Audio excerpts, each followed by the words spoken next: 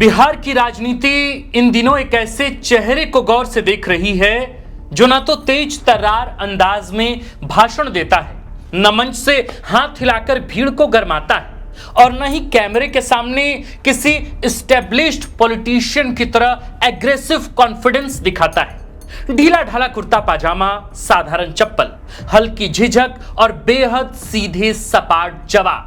लेकिन यही चेहरा अब बिहार सरकार में स्वास्थ्य मंत्री बन चुका है।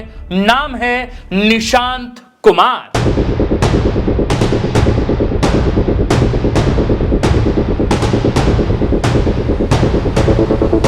दो दशकों से ज्यादा वक्त तक बिहार की राजनीति के केंद्र में रहे और अब सक्रिय सत्ता राजनीति से विदाई लेकर दिल्ली की तरफ बढ़ चुके नीतीश कुमार के बेटे निशांत को राजनीति में आए अभी बमुश्किल 2 महीने हुए हैं और सत्ता के सबसे अहम विभागों में से एक उनके हाथ में सौंप दिया गया है। यही वजह है कि बिहार की राजनीति में अब सबसे बड़ा सवाल सिर्फ यह नहीं है कि निशांत मंत्री क्यों बने, बल्कि यह है कि क्या जेडीयू ने अपने उत्तराधिकार यानी सक्सेशन पॉलिटिक्स की औपचारिक शुरुआत कर दी है, क्योंकि यह सिर्फ एक मंत्री पद नहीं दिखता, यह एक बड़ा पॉलिटिकल सिग्नल भी है, एक ऐसा संकेत जो बताता है कि जेडीयू अब पोस्ट नीतीश एरा की तैयारी शुरू कर चुकी है। नमस्कार, जोहार, अभिनंदन स्वीकार कीजिए। हमारा नाम आकाश आनंद है और आप देखना शुरू कर चुके हैं द फोर्थ पिलर .लाइव। आज के इस वीडियो में हम बात करेंगे उसी पॉलिटिकल एक्सपेरिमेंट की जिसने बिहार की राजनीति में नई बहस छेड़ दी है। क्या निशांत कुमार सिर्फ नीतीश लिगेसी को आगे बढ़ाने के लिए लाए गए हैं या फिर उन्हें सचमुच बिहार की अगली बड़ी लीडरशिप के तौर पर तैयार किया जा रहा है? क्या उनकी सादगी उनकी सबसे बड़ी ताकत बनेगी या यही लो प्रोफाइल पर्सनालिटी बिहार की आक्रामक राजनीति में उनकी सबसे बड़ी कमजोरी साबित होगी? और सबसे बड़ा सवाल, क्या हेल्थ मिनिस्ट्री जैसी मुश्किल जिम्मेदारी निशांत कुमार के लिए राजनीतिक लॉन्चिंग पैड बनेगी या फिर यही कुर्सी उनकी सबसे कठिन परीक्षा साबित होने वाली?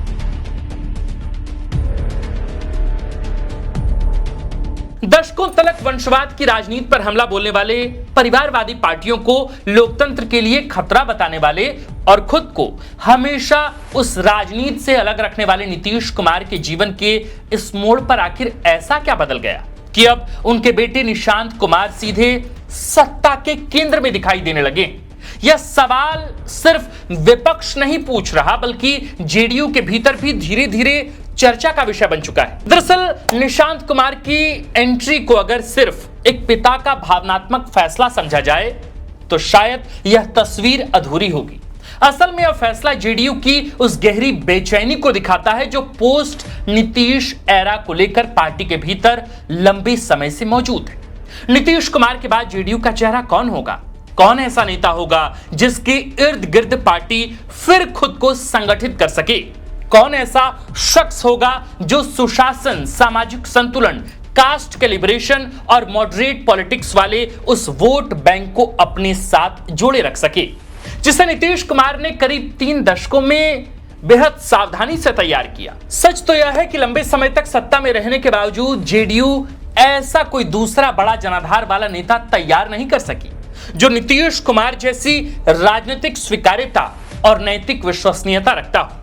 पार्टी में नेता कई हैं लेकिन सर्वमान्य चेहरा कोई नहीं। यही वजह है कि अब जेडीयू शायद विरासत को ही सबसे सुरक्षित पॉलिटिकल इन्वेस्टमेंट मान रही है।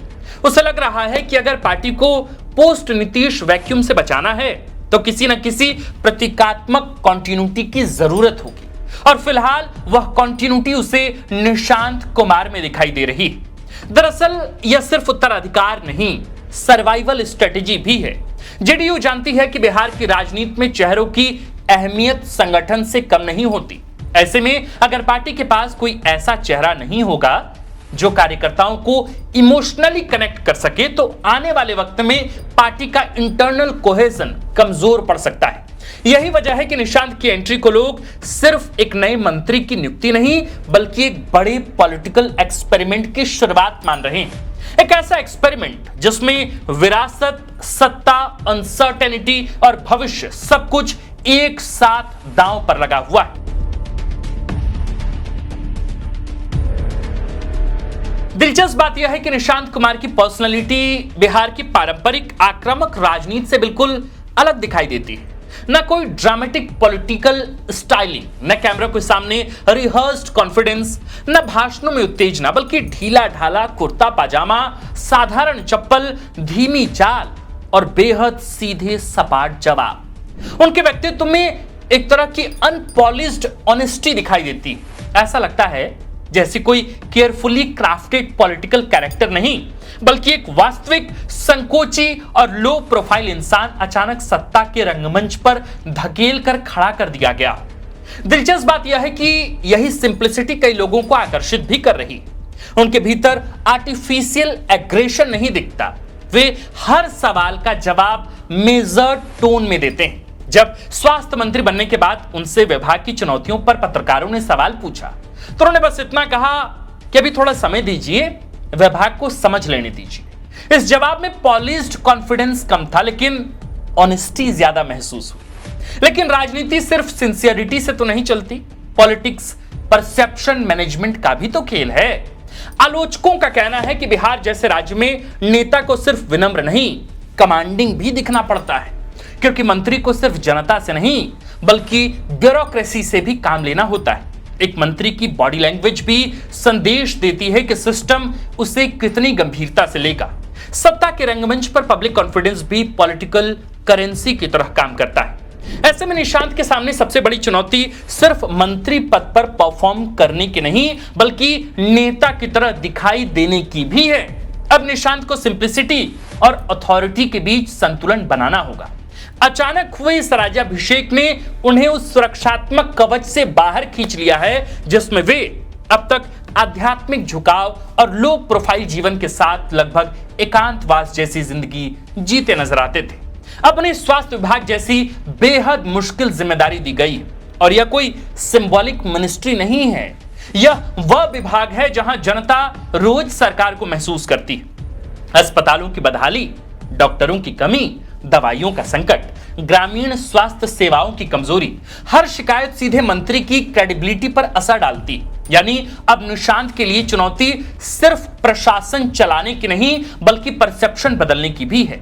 उन्हें यह साबित करना होगा कि वे सिर्फ लेगेसी होल्डर नहीं बल्कि फैसले लेने वाले एक सक्षम प्रशासक भी बन सकते हैं। और शायद यही वजह है कि इस वक्त बिहार की राजनीति उन्हें सिर्फ देख नहीं रही बल्कि बेहद गौर से परख भी रही है। क्या उनकी अशांत, संयमित, ऑलमोस्ट इंट्रोवर्ट दिखाई देने वाली राजनीति बिहार के बेहद शोरगुल और टकराव भरे सियासी मिजाज में खुद को स्थापित कर पाएगी? क्या उनकी सादगी उनकी ताकत बनेगी या कमजोरी? क्या वे नीतीश कुमार के बेटे वाली पहचान से आगे निकलकर अपनी अलग पॉलिटिकल ऑरा बना पाएंगे या फिर विरासत का भारी बोझ उनकी सहजता और संकोची व्यक्तित्व पर हावी हो जाएगा?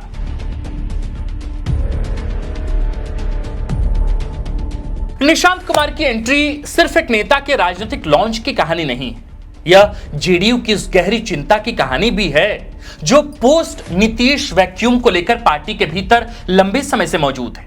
दरअसल जेडीयू के भीतर कई नेताओं को यह डर लगातार परेशान करता रहा है कि अगर भविष्य में बीजेपी बिहार में पूरी तरह डोमिनेंट रोल लेने की कोशिश करती तो जेडीयू की स्वतंत्र राजनीतिक पहचान धीरे धीरे कमजोर पड़ सकती है। क्योंकि सच यह है कि पार्टी की पूरी संरचना सालों तक एक ही चेहरे, एक ही अथॉरिटी और एक ही पॉलिटिकल बैलेंसिंग पर टिकी रही, नीतीश कुमार। ऐसे में सवाल उठने लगा था कि अगर नीतीश एक्टिव सत्ता राजनीति से पीछे हटते हैं तो पार्टी का इमोशनल एंकर कौन होगा, कार्यकर्ताओं को कौन जोड़े रखेगा और सबसे अहम नीतीश ब्रांड पॉलिटिक्स को आगे कौन कैरी करेगा। यही वजह है कि निशांत कुमार को अब सिर्फ एक मंत्री नहीं बल्कि कॉन्टिन्यूटी सिंबल की तरह पेश किया जा रहा है। एक ऐसा चेहरा जिसके जरिए पार्टी अपने काडर और समर्थकों को यह भरोसा दिलाना चाहती है कि नीतीश कुमार की पॉलिटिकल लाइन अभी खत्म नहीं हुई है। नीतीश के राज्यसभा जाने के बाद जेडीयू के भीतर अनसर्टेनिटी साफ महसूस की जा रही थी। कार्यकर्ताओं के बीच यह बेचैनी थी कि पार्टी की अगली दिशा क्या होगी। निशांत की एंट्री को उसी वैक्यूम को भरने की कोशिश माना जा रहा है। कई जेडीयू नेताओं का मानना है कि अगर पार्टी को फ्यूचर लीडरशिप तैयार करनी है तो उसे अभी से ग्रूम करना होगा। यानी यह सिर्फ आज की राजनीति नहीं बल्कि आने वाले 10 साल की राजनीतिक इंजीनियरिंग का हिस्सा भी तो है। लेकिन यही सबसे बड़ा सवाल खड़ा होता है, क्या इनहेरिटेड गुडविल लंबे समय तक पॉलिटिकल अथॉरिटी में बदल सकती है? क्या सिर्फ विरासत अस्थायी नेतृत्व की गारंटी बन सकती है? सच तो यह है कि विरासत शुरुआती पहचान जरूर दिला सकती है, लेकिन अस्थायी राजनीतिक पूंजी अपने फैसलों, संघर्षों और संकटों से बनती है। नीतीश कुमार ने अपनी राजनीति विरासत से नहीं बल्कि संघर्ष, संगठन और गठबंधन साधन की कला से बनाई थी। उन्होंने बिहार की सोशल इंजीनियरिंग को नए तरीके से रीडिफाइन किया।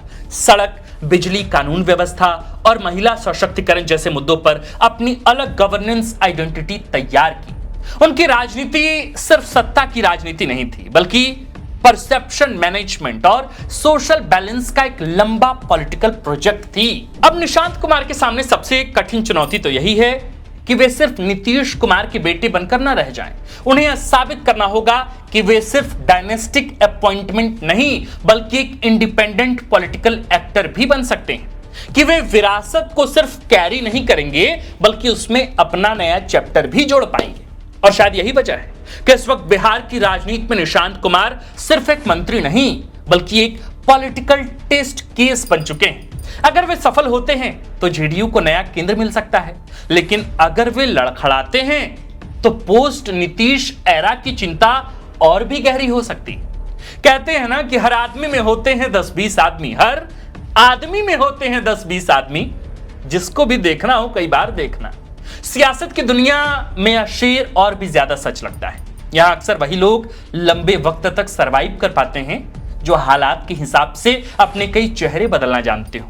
कभी आक्रामक, कभी नरम, कभी वैचारिक तो कभी समझौतावादी। लेकिन निशांत कुमार की अब तक की तस्वीर इसे बिल्कुल उलट दिखाई देती है। उनके व्यक्तित्व में एक अजीब सी साफ गोई है, जैसे कोई ओढ़ा हुआ पॉलिटिकल कैरेक्टर नहीं बल्कि एक सीधा, संकोची और ईमानदार इंसान।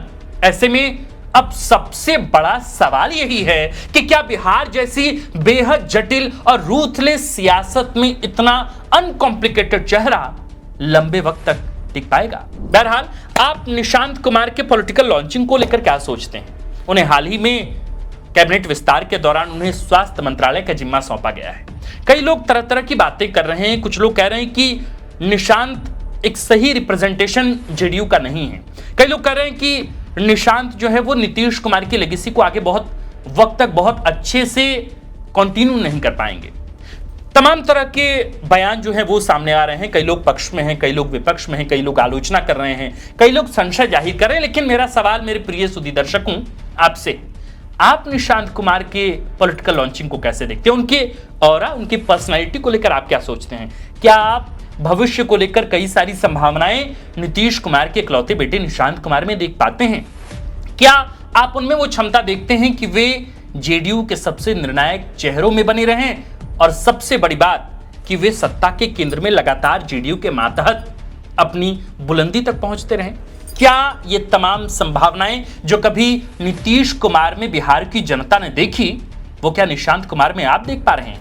आप जो भी कुछ सोचते हैं आप हमें कमेंट पर लिखकर जरूर बताइए। बाकी आप देखते रहिए द फोर्थ पिलर। हमारा नाम आकाश आनंद है, कैमरे के पीछे है विकी, और इस खबर कंटेंट रिसर्च स्क्रिप्ट को लिखा है झारखंड के वरिष्ठ पत्रकार व रांची प्रेस क्लब के प्रेसिडेंट शंभुनाथ चौधरी सर ने। जाने से पहले आपसे हाथ जोड़कर विनती, द फोर्थ पिलर अब एक नया प्रयास कर रहा है। हम झारखंड की ज्ञात सीमाओं से परे जाकर अब बिहार के भी राजनीतिक घटनाक्रमों पर आपके समक्ष विश्लेषण यानी कि बहुत तथ्यात्मक वीडियो रिपोर्ट प्रस्तुत करते रहेंगे। आज से एक कोशिश की शुरुआत हो रही है। आपसे बस एक सहयोग चाहिए कि अगर आप राजनीति में थोड़ी बहुत भी दिलचस्पी रखते हैं, झारखंड के इतर भी, बिहार हो, उत्तर प्रदेश हो, अगर वहां की राजनीति में आपको दिलचस्पी है तो आप हमें सब्सक्राइब कर सकते हैं। बाकी हमें यूट्यूब पर आप सब्सक्राइब कीजिए, फेसबुक पर फॉलो कीजिए, इंस्टाग्राम पर आप हमें फॉलो कर सकते हैं। और सबसे जरूरी बात, देखते रहिए द फोर्थ पिलर। शुक्रिया।